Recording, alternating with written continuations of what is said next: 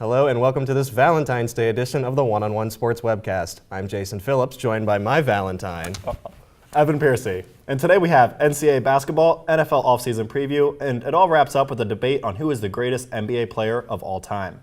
But before all that, we're stepping up to home plate for the three strikes. Last week, Charles Oakley, a retired NBA All-Star, was arrested off the court at Madison Square Garden. Oakley was charged with 3 counts of assault and criminal trespassing.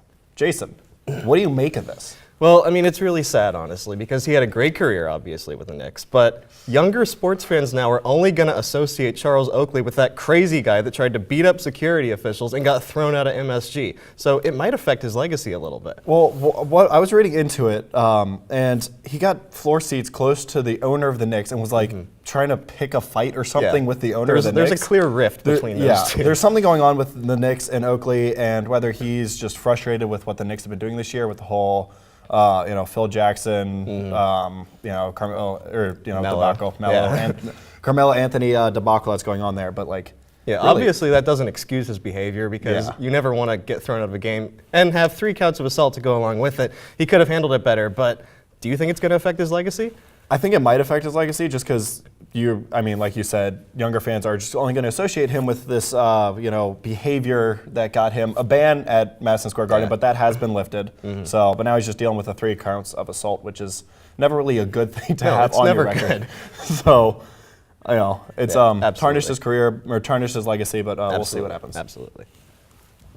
Well, 15-year-old Lamella Ball scored 92 points in a 32-minute high school basketball game. While this may seem like an impressive feat, it was met by controversy by some, saying that the coach was intentionally running up the score and ignoring other players on the team for the sake of Ball. Evan, what do you make of all this? So, 92 points is impressive, but you have to look beyond the numbers. He took 61 shots. He was 7 of 22 from 3. These aren't good numbers at all. It's kind of like Kobe's 60-point game where he took 50 shots. The coach did kind of ignore other players on the team and just let LaMelo go off and make everything. He was cherry picking. There was no defense. His team barely won. They won 130 to 124. Sure, he put up 92 points, but he was the only one on that team shooting. The other players were just running up and down the court. I can do that on a treadmill. I don't need to play basketball for that.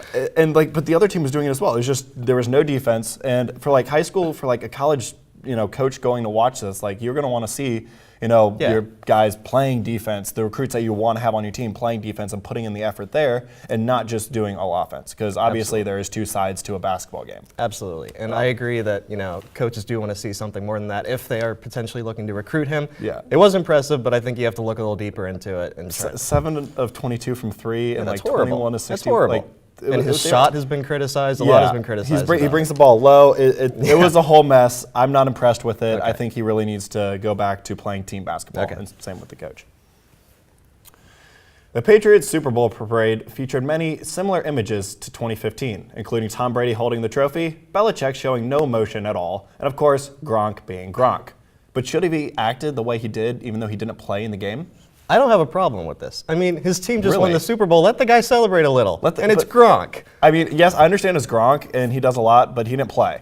He played the first half of the season. He didn't play in the Super Bowl. I know he didn't play in the Super Bowl, but he did contribute to his team bringing home that 5th Lombardi. The thing is he's That's hurt. Not his fault, I don't think. But you don't want him celebrating too much and getting hurt again. Okay, yeah, that makes sense. Because, Gronk has been injury prone throughout every season he's been in the NFL. I don't think he's actually played a full season healthy. You think he might have fallen off the boat and fallen in the fans or something? Not that, but just jumping around, you never know what happens, especially with his, knee issues and hip issues that he's had. No, I agree. I do think it was blown out of proportion, though, because, it's Gronk. The Patriots just won the Super Bowl. He's going to celebrate. Yeah. Maybe he shouldn't have done it in the way that he did it. Yeah. But he did contribute to the team. He played the first half of the season. He did, but when he got down the stretch in the postseason and the playoffs in the Super Bowl, he wasn't there. It was an injury, though. You have to remember that. Maybe if it was a suspension, that would have been different because that would have been his fault. But I can't blame the guy for an injury. Yeah. All right. Well, 3 strikes and we're out. But don't go anywhere because I'll be joined at the desk for some college basketball.